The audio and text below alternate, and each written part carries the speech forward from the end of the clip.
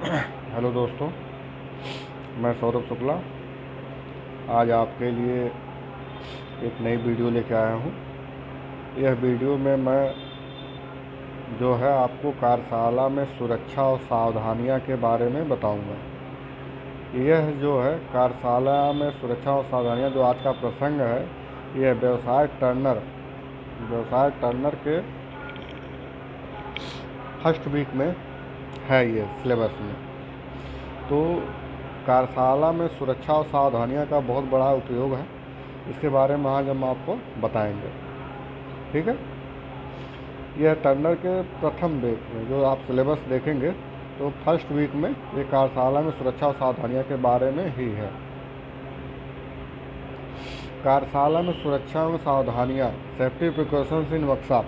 ये जो है वर्कशॉप में सुरक्षा का अर्थ आप देखते हैं कि जब कोई भी कार्यशाला में काम होता है तो वहाँ पे सुरक्षा के साथ ही काम किया जाता है।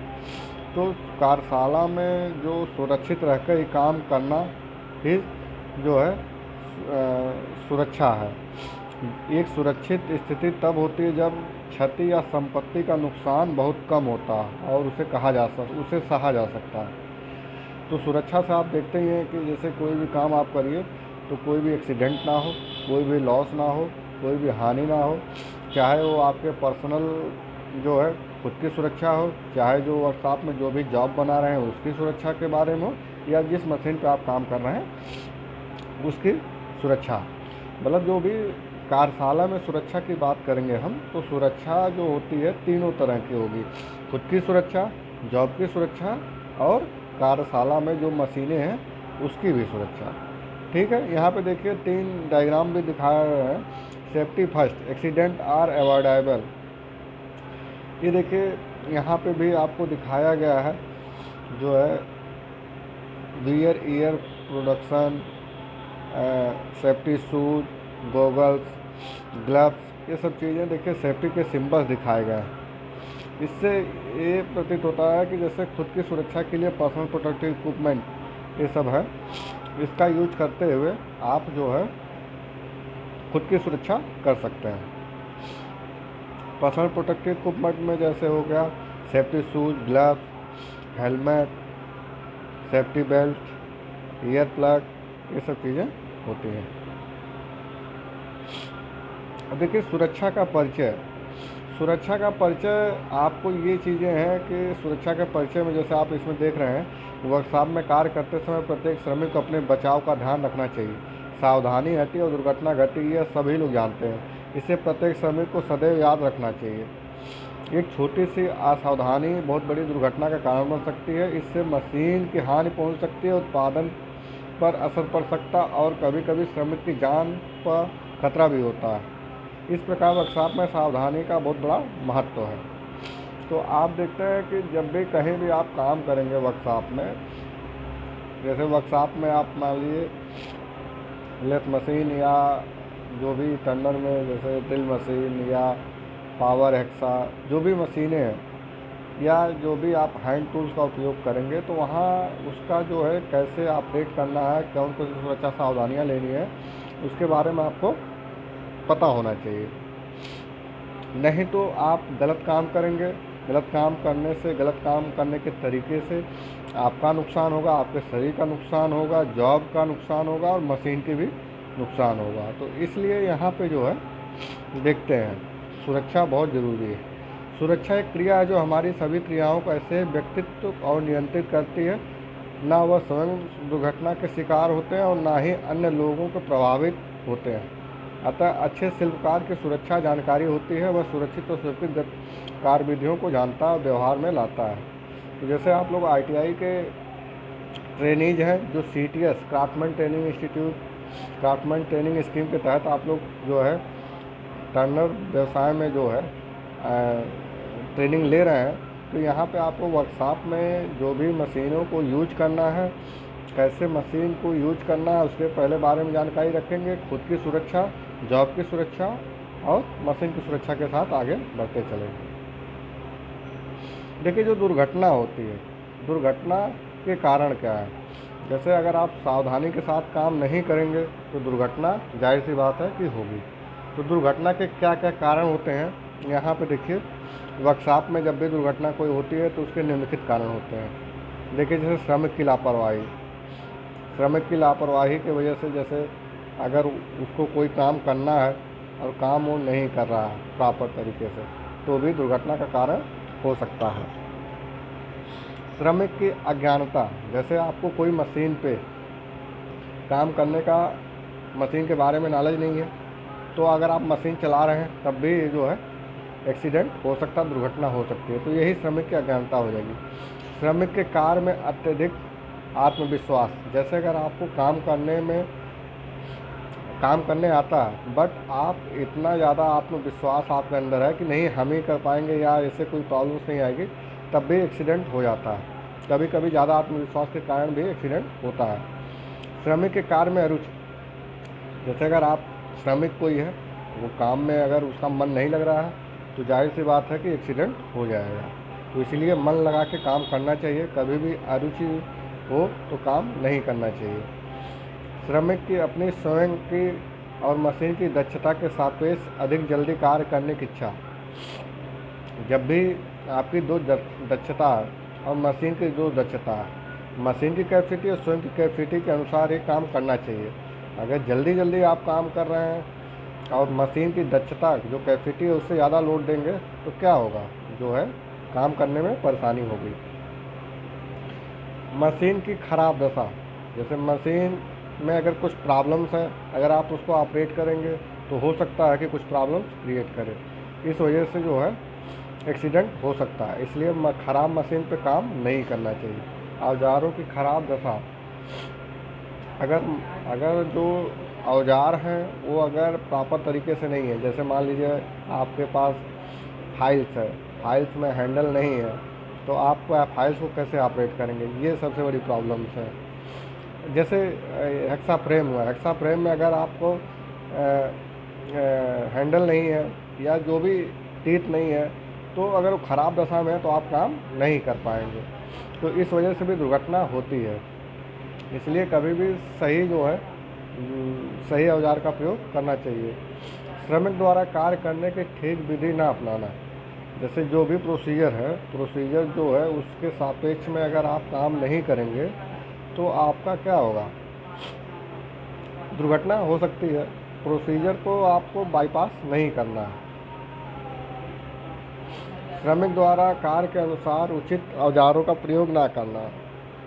अगर आपके द्वारा जो भी कार्यखंड पे जो भी काम करना है उसमें जो भी औजार का उपयोग होना है, अगर उचित औजार का उपयोग नहीं करेंगे तो हो सकता है कि वो कार्यखंड भी नष्ट हो जाए और दुर्घटना का शिकार भी हो जाए। तो इसलिए प्रॉपर औजार का प्रयोग करना चाहिए। श्रमिक की मानसिक दशा ठीक ना होना। अगर किसी भी श्रमिक है कोई भी मानसिक रूप से ठीक नहीं है तो हो सकता है वो दुर्घटना का कारण बन सकता है। इसलिए मानसिक स्थिति सही होने पर ही वर्कशॉप में काम।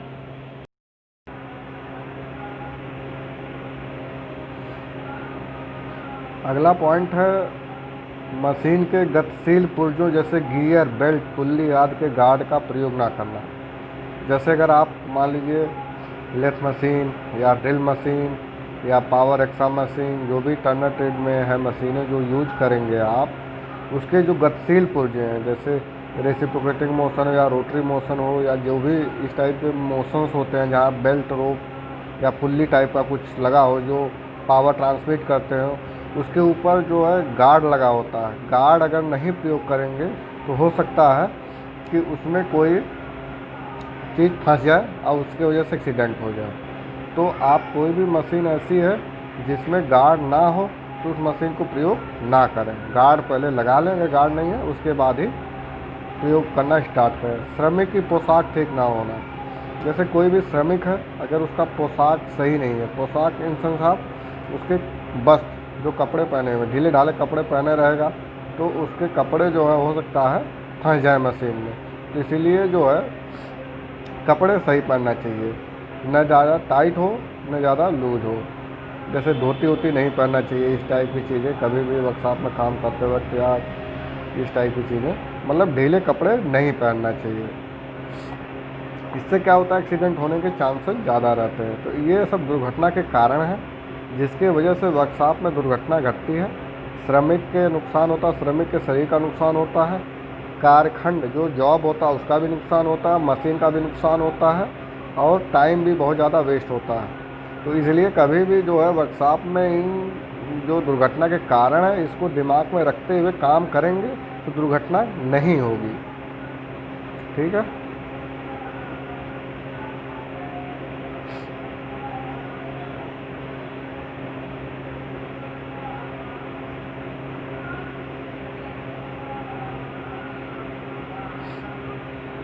एक और भी कारण, उत्पादित पुर्जों को सही स्थान पर ना रखना। जैसे जो भी आप प्रोडक्शन करेंगे वर्कशॉप में, अगर उस पुर्जे को सही स्थान पर नहीं रखेंगे तो हो सकता है कि वो नुकसान जो से उसके वजह से एक्सीडेंट हो गए। तो ये भी एक कारण है एक्सीडेंट के, दुर्घटना के। वर्कशॉप में बिजली की लाइट की व्यवस्था ठीक ना होना। जैसे अगर बिजली की लाइट की व्यवस्था ठीक नहीं होगी तो अंधेरा रहेगा, अंधेरे में आप काम करेंगे तो हो सकता है एक्सीडेंट हो जाए। श्रमिक को अनुशासन में कमी होना। श्रमिक की जो अनुशासन होता है, अनुशासन में अगर नहीं रहेगा तब भी समस्या हो सकती है, एक्सीडेंट हो सकता है। तो ये भी कारण है। वर्कशॉप में सुरक्षा के नियम, safety rules in A workshop. तो यहाँ पे हम लोग देखेंगे वर्कशॉप में कौन कौन से सुरक्षा के नियम है। वर्कशॉप में कार्य करते समय सुरक्षा के निम्नलिखित नियम अपनाए जाने चाहिए। सामान्य सुरक्षा नियम जो है, पहला देखिए, श्रमिक को अपने कार्य के लिए पूरी जानकारी कर लेनी चाहिए। यदि कोई संदेह हो तो वरिष्ठ अधिकारी से पूछ लेना चाहिए। अगर जैसे आप वर्कशॉप में या कार्यशाला में कोई काम करने के लिए जा रहे हैं, अगर उसके बारे में नॉलेज नहीं है आपको या कोई डाउट है तो आप अपने वरिष्ठ अधिकारी से पूछ लें, जो आपके सुपरवाइज़र हैं या वर्कशॉप इंचार्ज हैं, उनसे पूछ लें कि इसके बारे में जानकारी कर लें। नहीं तो क्या होगा कि अगर जानकारी नहीं रहेगी तो एक्सीडेंट होने के चांसेस ज़्यादा हो जाते हैं।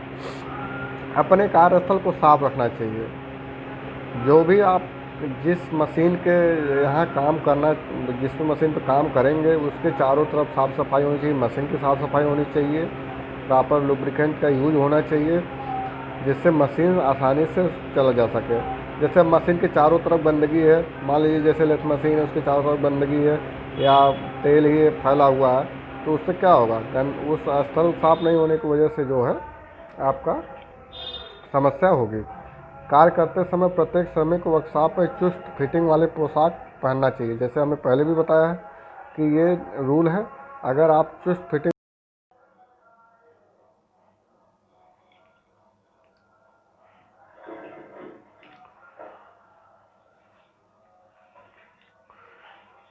चौथा पॉइंट है, कार्य करते समय कमीज की लंबी आस्तीनों को ऊपर चढ़ा लेना चाहिए। जो सुरक्षा के वर्कशॉप में सुरक्षा के नियम हैं, इसमें चौथा पॉइंट है कि अगर आपका जो कमीज है उसके आस्तीन लंबे है तो उसको ऊपर चढ़ा लेना चाहिए। नहीं तो क्या होता है कि जैसे आप किसी भी मशीन पे काम कर रहे होंगे तो वो हो सकता है कि वो आस्तीन उसमें फंस जाए, जिसकी वजह से एक्सीडेंट होने के चांसेस ज़्यादा रहते हैं। इसलिए जो कमीज के लंबी आस्तीन हो उसको चढ़ा लेना चाहिए, ऊपर चढ़ा लेना चाहिए, मोड़ लेना चाहिए। पांचवा पॉइंट है, किसी श्रमिक के बाल लंबे हैं तो कार्य करते समय सुरक्षा टोपी पहनकर उन्हें आवृत कर लेना चाहिए। जैसे ये कि आप वर्कशॉप में लंबे बाल लेकर के काम नहीं कर सकते हैं। ज़्यादातर रहे कोशिश ये रहे कि आपके बाल जो है छोटे रहें।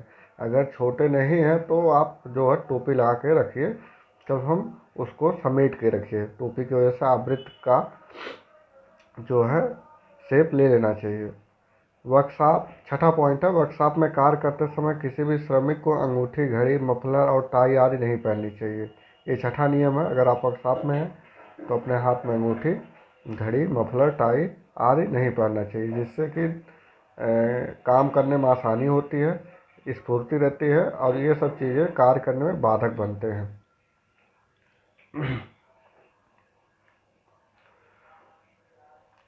सातवां पॉइंट है, वर्कशॉप में कार्य करते समय आँखों के बचाव के लिए चश्मा और पैरों के बचाव के लिए मोटे तलों वाले तेल प्रतिरोधी जूते पहनने चाहिए। तो ये तो आपके पीपीई में पर्सनल प्रोटेक्टिव इक्विपमेंट है। जो पर्सनल प्रोटेक्टिव इक्विपमेंट है, safety shoes, safety helmet, goggles, safety gloves ये सब पहनने चाहिए, जिससे कि आपके हाथ पैर सिर बचे रहें। बिना जानकारी के किसी मशीन को नहीं छूना चाहिए। 8वां पॉइंट, अगर आपको जानकारी नहीं है उस मशीन को छुएंगे तो हो सकता है एक्सीडेंट हो जाए। तो ये वर्कशॉप में सुरक्षा के नियम हैं। कार्य करते समय आपस में मजाक या मूर्खतापूर्ण आचरण नहीं करना चाहिए। ये अगला पॉइंट है। वर्कशॉप में फर्श पर तेल या ग्रीस आदि नहीं फैलना चाहिए। इसके वजह से स्लिपेज होता है और आदमी फिसल करके गिर जाता है।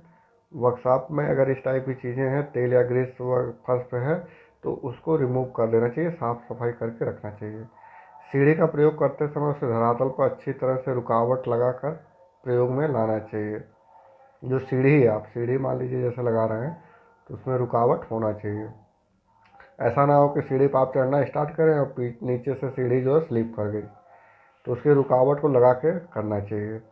12वां पॉइंट है, यदि किसी कारणवश दुर्घटना हो जाए तो सूचना वरिष्ठ अधिकारी को तुरंत देनी चाहिए।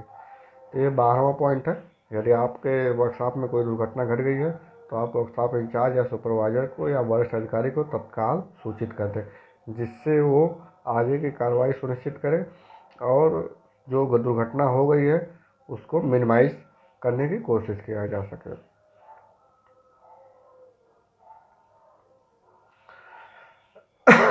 आगे का पॉइंट है हस्त औजारों का से सुरक्षा।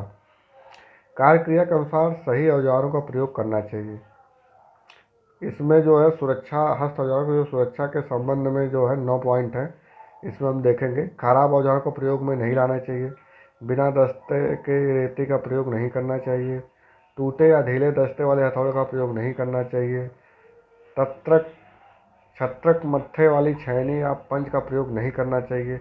रेती का प्रयोग उत्तोलक की तरह नहीं करना चाहिए। स्टील रूल का प्रयोग पेचकस की तरह नहीं करना चाहिए। स्टील रूल का प्रयोग पेचकस की तरह नहीं करना चाहिए। पेचकस द्वारा पेच को कसने या खोलने का कार्य को हाथ में नहीं पकड़ना चाहिए। सदैव ठीक साइज के मेनर का प्रयोग करना चाहिए। सूक्ष्म मापी यंत्रों को हस्त औजारों से मिलाकर नहीं रखना चाहिए। तो ये हस्त औजारों के सुरक्षा के नियम हैं जो आपको फॉलो करने हैं। ये आपके वर्कशॉप में जब आप हैंड टूल्स, हस्त औजार का प्रयोग करेंगे तो इन सब चीज़ों का विशेष तौर पर ध्यान रखेंगे कि जो बिना हैंडल के जो है, जो भी आपका हैंड टूल है उसको प्रयोग नहीं करेंगे, और अगर हैंडल जो है या उसके टूल्स जो हैं आपस में लूज हैं तो उसको भी नहीं प्रयोग करेंगे। इस टाइप के विशेष ध्यान रखेंगे। तो 9 पॉइंट है, इसको आप अच्छे से मेमोराइज कर लीजिएगा। ठीक है, आगे चलिए। मशीन की सुरक्षा। मशीन की सुरक्षा के लिए मशीन पर कार्य करने से पहले यह जानकारी करना आवश्यक है कि वह किस बटन से चालू होती है और किससे बंद होती है। मशीन की सुरक्षा के लिए भाई आप पहले अपना सुरक्षा किए, फिर जॉब की, फिर मशीन की सुरक्षा। तो मशीन पर कार्य करने से पहले जानकारी करना आवश्यक है कि किस बटन से चालू होती है, किससे बंद होती है। अगर आपको नहीं पता होगा तो कैसे चालू करेंगे और कैसे बंद करेंगे। तो सबसे पहले आप मशीन की सुरक्षा के लिए सबसे पहले यह जान लेंगे कि मशीन किससे चालू होती है, किससे बंद होती है। मशीन पर कार्य करते समय छीलन को हाथ से साफ नहीं करना चाहिए। जैसे मैं टर्निंग की बात करूं, जब आप कोई भी मशीनिंग प्रोसेस करेंगे, चाहे taper turning, simple turning, facing या जो भी है, या ड्रिल मशीन में ड्रिलिंग करेंगे तो चिप्स निकलते हैं, तो जो चिप्स को हाथ से साफ नहीं करना चाहिए। ये मशीन की सुरक्षा के दृष्टिगत होता है या आपके हाथ में लग सकता है, चोट लग सकती है। चालू मशीन को साफ करने का प्रयत्न नहीं करना चाहिए। ये भी मशीन सुरक्षा का एक पॉइंट है। ये ध्यान रखना योग्य बातें हैं। यदि कार्य करते समय खराबी आ जाए तो मशीन को तुरंत बंद कर देना चाहिए। अगर कार्य करते समय मशीन में कोई खराबी आ जाती है तो उसको बंद करके मेंटेनेंस करना चाहिए। नहीं तो क्या होगा, ख़राब मशीन पर काम करेंगे और ख़राब हो जाएगी। मशीन पर कार्य करते समय चश्मा पहनना आवश्यक है। अगर आप चश्मा नहीं पहनते हैं तो जो जैसे चिप्स है या फ्लूट कूलेंट है, वो सब आँखों में जाते हैं, घूमते हैं ना, रोटेशन होता है। तो आँखों की रक्षा के लिए जो हमें चश्मा पहनना बहुत ज़रूरी होता है। मशीन की सुरक्षा के साथ साथ जो है अपने पर्सनल प्रोटेक्टिव इक्विपमेंट को भी पहनना ज़रूरी है।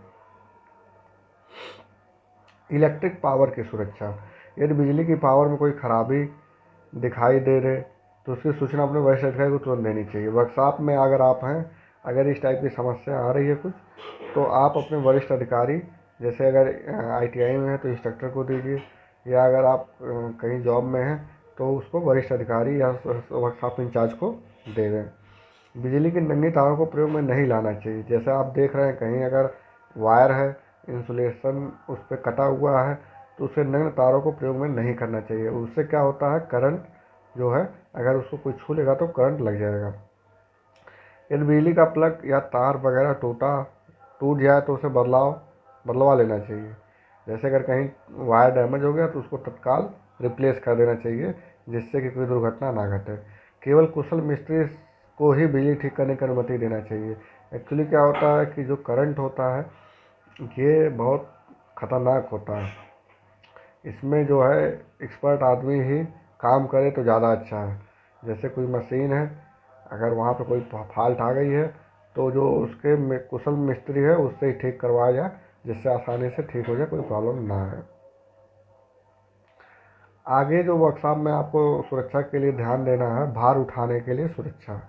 यदि आप कोई भार उठा रहे हैं तो उसके लिए कौन कौन से सुरक्षा अपने ध्यान में रखेंगे जिससे कोई दुर्घटना ना घटे। एक्चुअली क्या होता है, वर्कशॉप में बहुत सारी चीज़ें होती हैं, एक स्थान से दूसरे स्थान तक शिफ्ट किया जाता है, तो उसको उठाया जाता है, तो उठाने में ही प्रॉब्लम आती है। जैसे आप प्रॉपर तरीके से बेल्ट नहीं लगाएं, बेल्ट डैमेज है, या जिससे क्रेन से या जो भी लिफ्टिंग इक्विपमेंट है उससे उठा रहे हैं, वो भी उससे ज़्यादा जो कैपेसिटी उससे ज़्यादा उठा रहे हैं, तब भी नुकसान होता है। तो किसी ऐसे इसके जो नियम है भार उठाने के लिए, पहला नियम है कि किसी ऐसे बोझ को उठाने का प्रयत्न नहीं करना चाहिए जिससे शरीर की नसों में तनाव आने की संभावना हो। जैसे आपकी कैपेसिटी ऐसा 20 केजी उठाने की है, तो अगर आप 50 केजी का उठाएंगे तो क्या होगा, शरीर में नसों में तनाव आ जाएगा, जिससे आपके शरीर में प्रॉब्लम्स आ जाएगी। तो इस बात का विशेष ध्यान देना चाहिए कि शरीर की नसों में खिंचाव नहीं आना चाहिए, जितनी कैपेसिटी है उतना ही उठाना चाहिए। उठाकर ले जाने वाली सामग्री का सुरक्षापूर्ण संचालन करने में कुछ कठिनाई अनुभव होने पर अपने साथी से सहायता मांग लेनी चाहिए। यदि आपको कोई समस्या आ रही है तो अपने सहयोगी से उससे सहायता लेते हुए उसको संपूर्ण संचालन में सहायता लेनी चाहिए, जिससे कि कोई समस्या ना आए। किसी बोझ को उचित ढंग से उठाने के लिए बोझ में जितनी नज़दीक हो उतना नज़दीक झुकना चाहिए। अपनी पीठ को सीधा रखना चाहिए और बोझ को मजबूती से पकड़कर टांगों को सीधा करते हुए उठाना चाहिए। इससे ये टेक्निक है, ये सब उठाने के तरीके हैं, अगर इसको आप फॉलो करेंगे तो आसानी से उठ जाएगा। सदैव उचित प्रकार का उत्पादन साधन प्रयोग में लाना चाहिए, उत्थापन साधन प्रयोग में लाना चाहिए। सही तरीके से जो प्रॉपर जो इंस्ट्रूमेंट है उसको यूज करना चाहिए, जिससे वो उठ सके। किसी वस्तु का स्थानांतरण करने से पहले रास्ते के फर्श पर फिसलने वाले भाग को साफ करना चाहिए, जिससे बाधा उत्पन्न होने पर आपको हटा देना चाहिए। अगर आप उठा रहे हैं, उठाने के लिए अगर कोई समस्या आ रही है और जहाँ उठाना है वहाँ पे अगर फर्श पे चिकना पदार्थ कोई है, तेल वोल है, तो उसको हटा देना चाहिए, फर्श को साफ करना चाहिए, जिससे कि सामान लाने ले जाने रखने में आसानी हो। तो ये भार उठाने के सुरक्षा के नियम है, ये 5 नियम है, ये आपको ध्यान रखना है। तो ये आप देख रहे थे सुरक्षा वर्कशॉप में सुरक्षा और सावधानियाँ। तो इस तरह आप देखे हैं कि कैसे वर्कशॉप में आप खुद की सुरक्षा, जॉब की सुरक्षा और भार उठाने से संबंधित जो है, उठाने और बिजली, ये सब सुरक्षा कैसे करेंगे। ठीक है, अब ये लास्ट यहाँ तक था। बहुत बहुत धन्यवाद।